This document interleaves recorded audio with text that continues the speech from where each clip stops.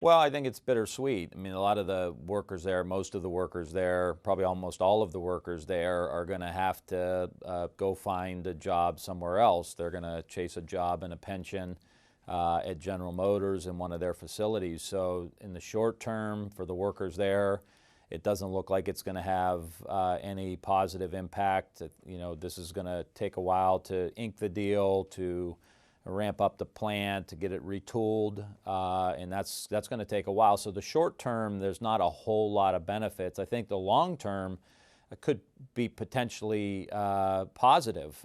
You know, it's going to start off, they're saying, with a few hundred jobs, which is, you know, good. It's not the 3,000 that were out there, but it's a step in the right direction, and it's in the electric vehicle market, which is has a lot of potential. So again, you know, the short term is bitter, and you know, it's a startup company, so we don't know which way it's going to go, but the potential is there for this to be a really positive thing for the community in the years to come. We were having, you know, my office, we were having conversations with General Motors. I think a lot of other people were having conversations with General Motors, trying to figure out, you know, what the next steps were going to be. Obviously, we were all pushing for a new car or something that General Motors was going to be a part of, so that the workers could stay and they can continue to build their pensions and make a good wage.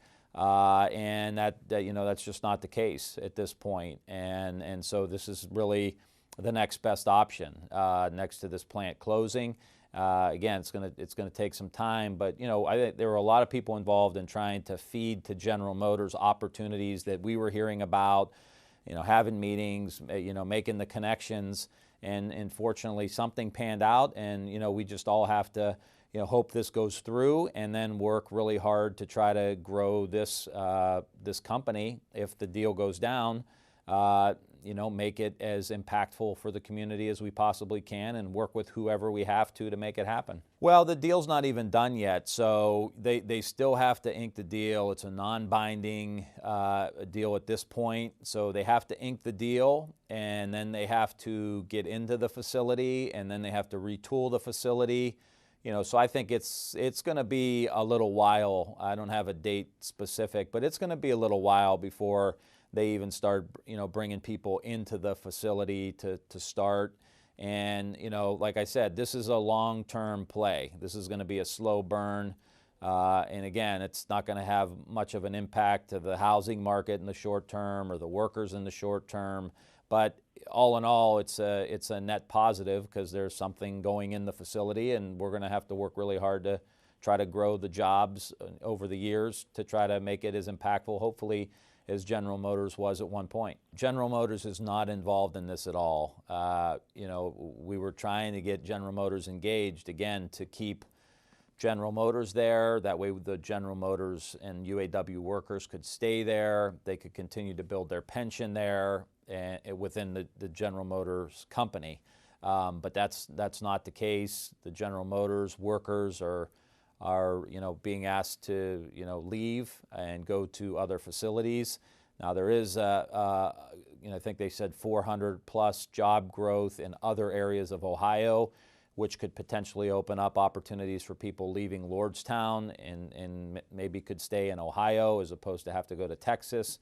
So there's a, you know, a little bit of a benefit there maybe for some of the workers, but again, it's not going to be a General Motors facility. It's going to be a different company and with a different package, and you know, we're going to work real closely with them if this deal goes through to try to make that the best possible facility we can possibly make it. The issue is underemployment. That's the issue. That's been the issue for the last few decades.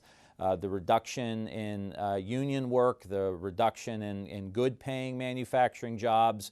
Yes, they are being replaced, but you hear more and more about people working 2 or 3 jobs. So the economics of it may look good. I just think these old metrics, quite frankly, of unemployment rate and stock market are way overblown today, because it's not what average families are feeling. And that's just the reality of the situation. Even with the uptick in wages, in, you know, given the debt, the credit card debt, the personal debt, the student loan debt, These small marginal upticks next to also increased inflationary costs for healthcare, food, and other things, people aren't feeling it. And so at the end of the day, any election is going to be based on, do people feel like they're doing better than they were a few years back? And that's to be determined. But make no mistake, we want these opportunities that are being presented here with electric vehicles. I think we need a national industrial policy in the United States. We're well behind China when it comes to electric vehicles. They dominate 40 to 50% of the electric vehicle market today. They're well surpassed the United States. They're talking about building 120,000 charging stations for electric vehicles in the next year or two. They're well ahead of us, and that's my complaint, is that we need to do more like Germany's doing, like China's doing, have an industrial policy. So when you see the demise of a certain car or a certain factory, you have enough robust growth happening in other areas to replace it. And I think that needs to be the long-term strategy in the United States.